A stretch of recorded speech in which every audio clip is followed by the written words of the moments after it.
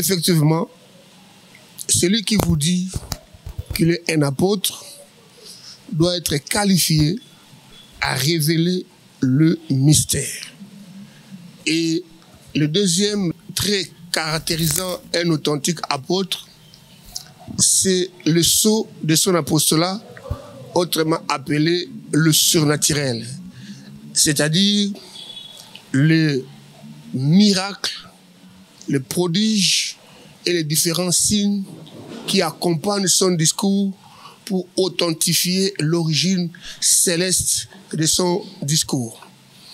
Un apôtre, je crois avoir expliqué que c'est quelqu'un qui n'a pas cherché à devenir serviteur de Dieu, qui n'a pas gêné, qui n'a pas prié pour que Dieu se révèle à lui, pour que Dieu l'appelle, mais c'est quelqu'un que Dieu lui-même a choisi, et c'est quelqu'un pour lequel Dieu s'est déplacé pour venir à sa rencontre pour l'appeler. C'est ce que nous avons vu avec l'apôtre Pierre, qui était en train de pécher, et voilà, le Seigneur est venu au lieu où il était en train de pécher pour l'appeler et lui dire « Suis-moi et je te ferai pécheur d'homme ». Nous voyons l'apôtre Paul qui était en route vers Damas pour amener lier tous ceux qui invoquaient le nom du Seigneur, et c'est en cours de route que le Seigneur lui est apparu. Donc un apôtre est celui qui reçoit un appel par apparition. Et l'appel par apparition, c'est l'appel la plus spéciale pour une mission spéciale, pour une mission particulière qu'aucun autre homme sur la terre ne pourrait jouer, si ce n'est pour qui Jésus lui-même est venu, n'est-ce pas, l'appeler pour l'utiliser. Du fait qu'il reçoit un appel par révélation ou par apparition, c'est-à-dire que Christ vient lui-même en personne, de manière physique, comme pour le cas de Pierre, ou de manière spirituelle, comme pour le cas de Paul. Et là, vous me donnez l'occasion de faire un recul pour expliquer que nous avons deux types d'apôtres. Ceux-là qui ont été appelés directement par Christ, appelés apôtres de l'agneau, les 12 qui ont cheminé humainement parlant avec Jésus pendant les 3 ans et demi de son apostolat terrestre, et les espèces de Paul et les autres que Christ a appelés par révélation, c'est-à-dire ceux qui n'ont pas été ses contemporains, mais qui ont reçu l'appel de manière surnaturelle, autrement dit spirituelle. Christ leur est apparu. Donc, à cause de cet appel par révélation, ils sont qualifiés à révéler des choses que l'œil humain n'a jamais vues, que l'oreille humaine n'a jamais entendues. Et je crois avoir dit que c'est quelqu'un que Christ amène dans les hauteurs pour voir des choses et revenir sur la terre et les communiquer. Donc la révélation, c'est une dispensation cachée, tenue secrète par Dieu, que Dieu va révéler au travers de la personne que lui-même a appelée.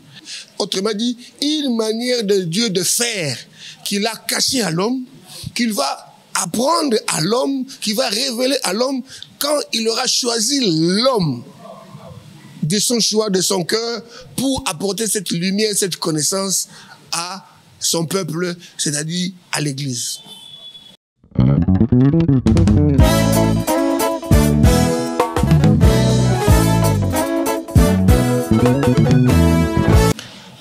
La révélation, c'est d'abord un message nouveau qui n'a jamais été développé par quelqu'un. Tout authentique appelé est porteur d'un message. Je crois que vous convenez avec moi, et je crois avoir dit ça lors des émissions précédentes, que l'appel au ministère est une fonction parlante. C'est-à-dire que Dieu appelle l'homme pour que celui-ci parle, pour que celui-ci communique un message. Alors, il n'y a pas d'appelé sans message. Et un message n'a jamais été déjà entendu. Si quelqu'un vous dit qu'il a un message et que ce message a déjà été annoncé, a déjà été entendu par les gens, cela n'est pas un message. Un message, c'est quelque chose, c'est un discours qui n'a jamais été développé par un prédicateur ou par quelqu'un d'autre avant. C'est une nouveauté.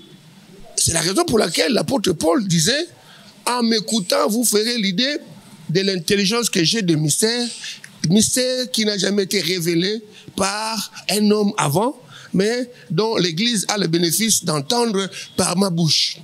Et là, vous me permettez de dire, comment peut-on savoir un message? L'apôtre est qualifié pour répondre aux besoins de l'homme qui s'est converti dans le Seigneur. Donc, le message d'un apôtre répond à des besoins. Et les 4 besoins principaux d'un homme devenu chrétien sont les suivants. Le premier, c'est le besoin spirituel. Le deuxième, c'est le besoin moral. Le troisième, c'est le besoin mental et intellectuel. Le quatrième, c'est le besoin du développement social et matériel. Le besoin spirituel, c'est-à-dire le discours ou le message de l'apôtre doit ramener le ciel dans le cœur de l'homme qui s'est converti. Celui qui sort du monde a encore le monde en lui. Il faut un message, un discours apostolique approprié qui vient évacuer le monde dans le cœur pour planter Christ, pour construire Christ en lui.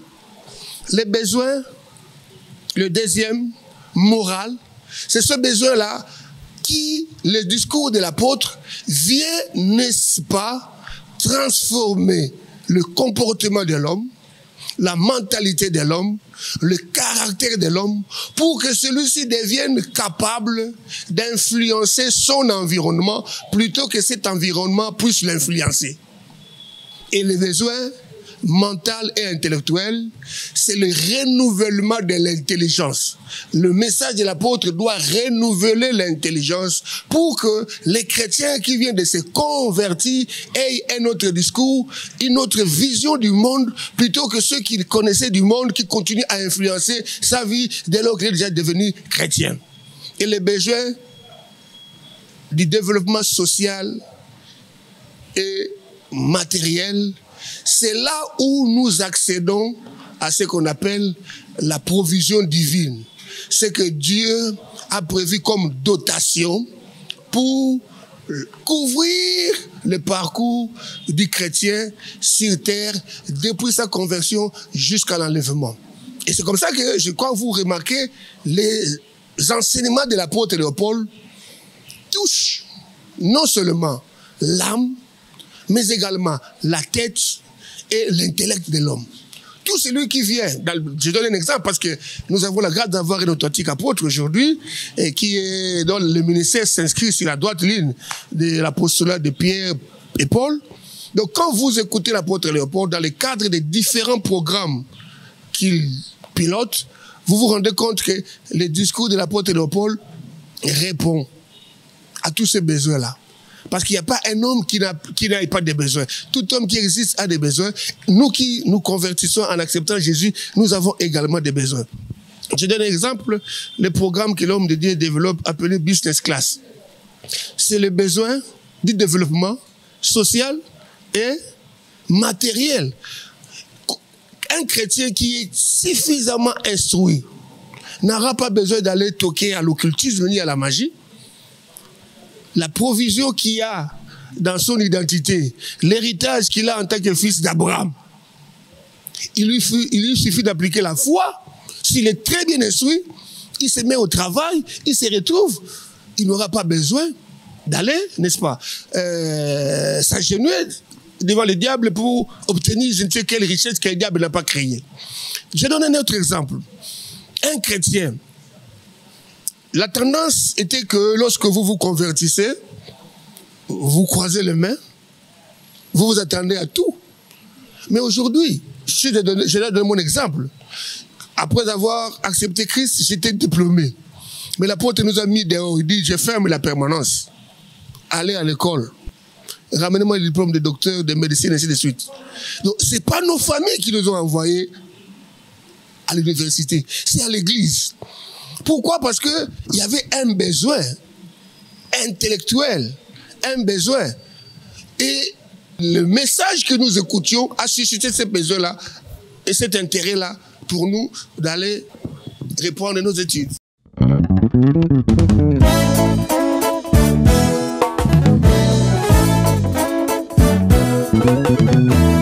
Soyez rassurés d'une chose, si le message est authentique, c'est-à-dire il est divin, ce message ne peut qu'engendrer le miracle. Au commencement, nous dit la Bible, l'Éternel dit, et ce qu'il avait dit se produisit. Donc un authentique apôtre, à l'instar des autres ministres véritablement appelés par Dieu, n'ont pas besoin de forcer les choses. Ils seront en train de faire l'œuvre des ministères, c'est-à-dire annoncer le message et seront en train de voir comment ce message-là, n'est-ce pas, serait en train de s'accomplir par divers miracles. Et que ne voyons-nous pas avec notre Père, notre bien-aimé Père, l'apôtre Léopold, en termes, vous remarquerez que c'est un homme qui ne force pas les miracles. La chose qui intéresse beaucoup plus l'apôtre Léopold, c'est son message. C'est un homme qui est caractérisé par les messages et qui développe des enseignements. Il passe beaucoup plus de temps à enseigner. Ça, c'est l'effort d'un authentique apôtre. Un authentique apôtre, non seulement qu'il est messager, mais c'est aussi quelqu'un qui est rodé dans les enseignements. Si quelqu'un vous dit qu'il est apôtre, mais il n'est pas capable d'enseigner, il n'est pas apôtre. Et un authentique apôtre, vous le connaîtrez aussi parce qu'il a la capacité de développer 5 types d'enseignements. Les enseignements évangéliques, les enseignements doctrinaux, les enseignements sacerdotaux, les enseignements onctionnels et les enseignements prophétiques.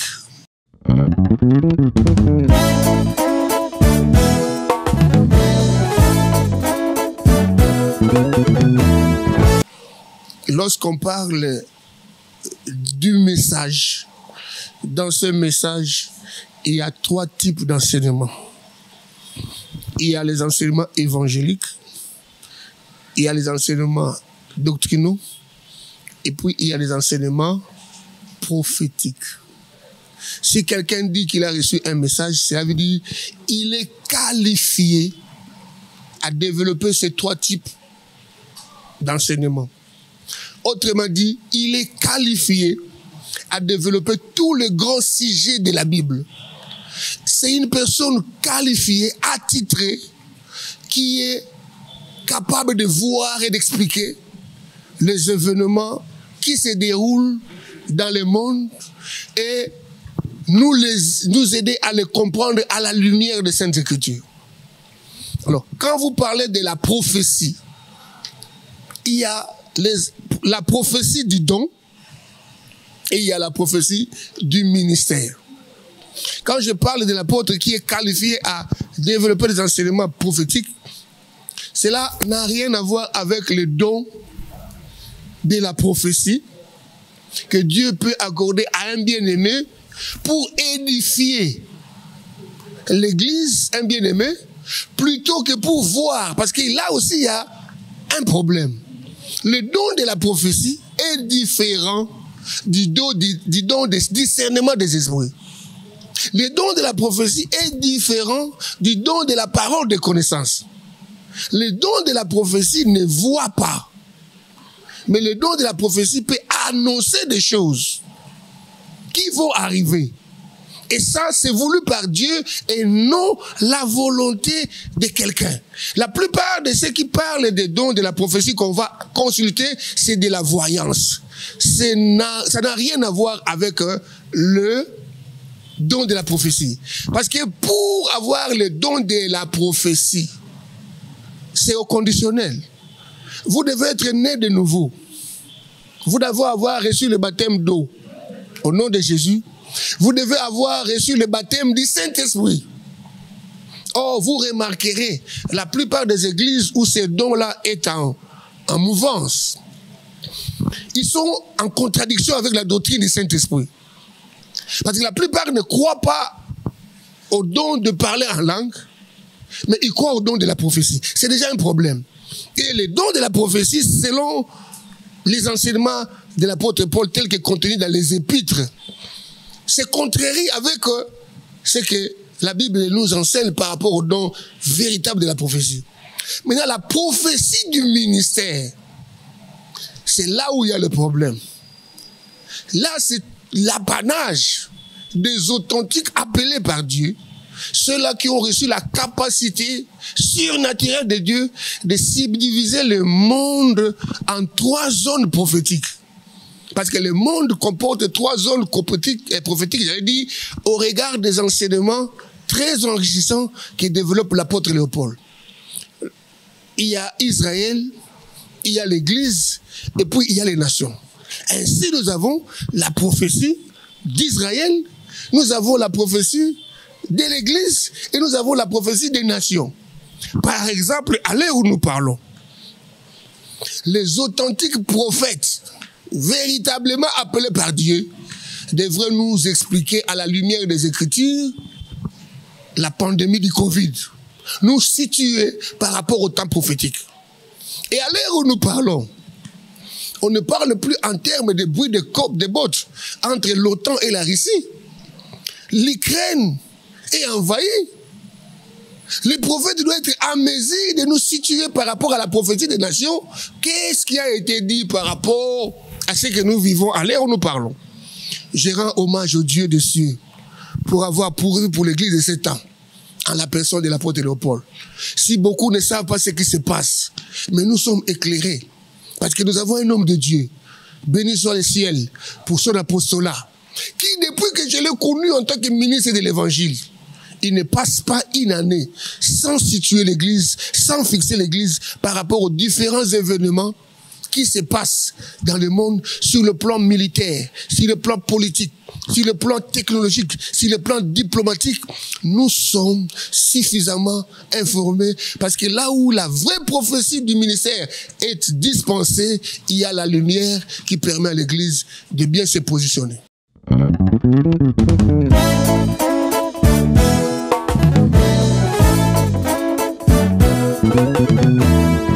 La question est très pertinente.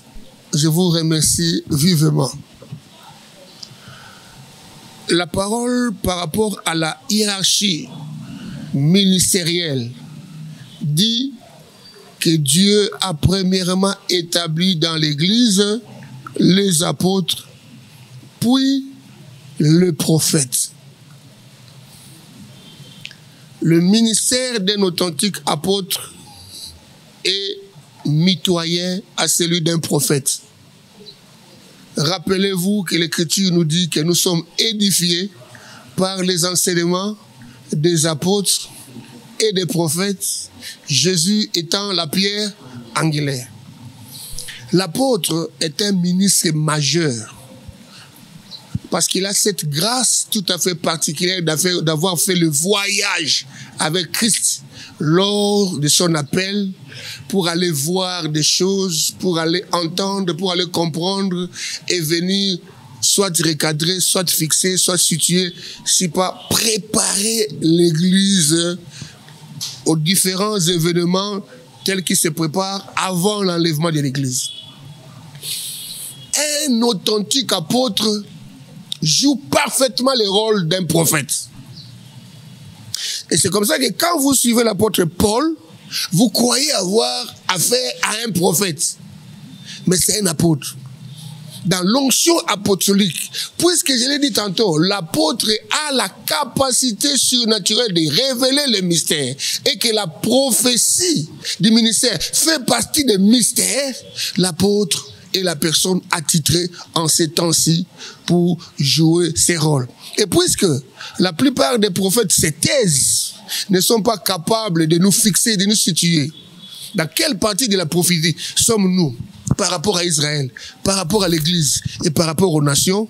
Je rends hommage au Dieu d'avoir révélé ces grands mystères à l'apôtre et je ne manquerai pas d'inviter tous ceux qui nous suivent de partout de rentrer en contact avec cet homme de Dieu, l'apôtre, dont le ministère est complet pour aider l'Église à être prêt par rapport à l'appel de minuit.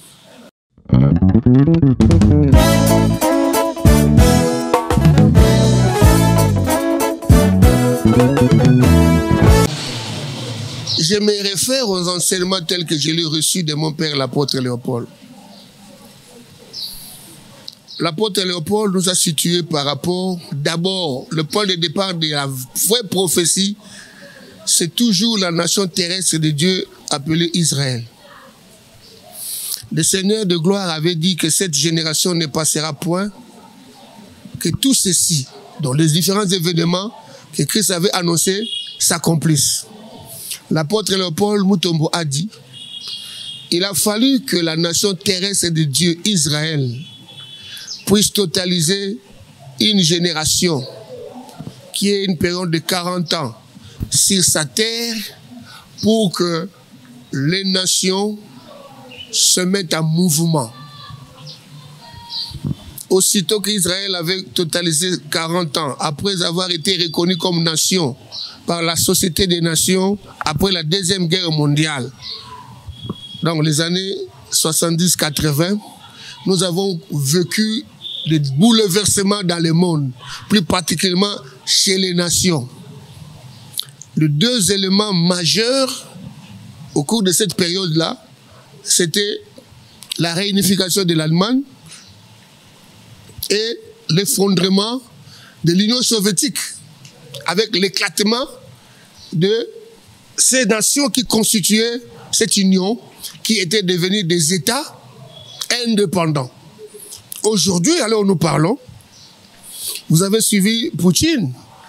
Pour lui, il craignait l'élargissement de l'OTAN jusqu'à sa porte appelée l'Ukraine. Pour lui, la guerre qu'il mène contre l'Ukraine est une guerre de sécurité intérieure.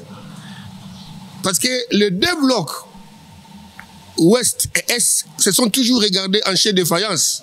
Ils ont toujours cherché l'occasion pour rentrer en collision.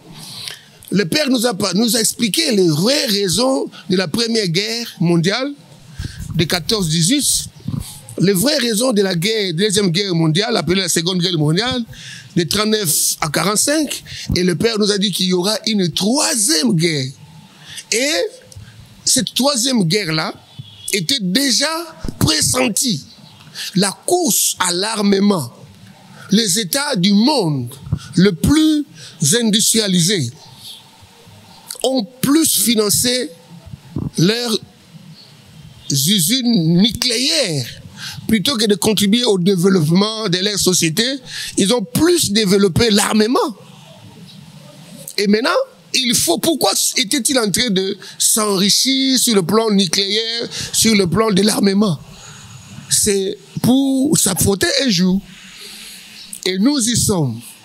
Et tel que je connais mon père, l'apôtre Léopold, je crois que dans les mois à venir, nous serons fixés par rapport à ce qui se passe. Parce que ce que nous vivons aujourd'hui, permettez-moi de le rappeler, l'apôtre était déjà de nous annoncer cela depuis 2018. Il nous disait déjà qu'il se prépare un affrontement entre la Russie et les Occidentaux. Et ils sont en train de se préparer à une guerre. Et nous y sommes.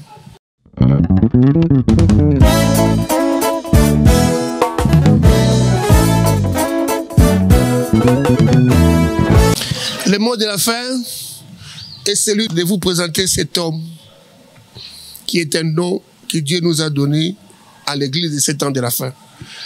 Je crois que la prochaine émission, je viendrai vous faire un rappel sur les enseignements que j'ai reçus de l'apôtre sur la notion du temps. Parce qu'on ne peut pas parler de la prophétie sans faire allusion à la notion du temps et aux subdivisions du temps de la fin. Donc, nous reviendrons pour nous situer par rapport au temps de l'Église, par rapport au temps d'Israël et par rapport au temps des nations, pour que nous puissions laver nos robes. Mais dans l'entretemps, n'hésitez pas à rentrer en contact avec nous, parce que cet homme de Dieu a reçu tellement beaucoup de choses de la part du Seigneur pour vous, que vous n'avez pas droit à vivre la sécheresse, sinon de venir, afin que Joseph ouvre le dépôt et que vous soyez rassasiés. Soyez bénis.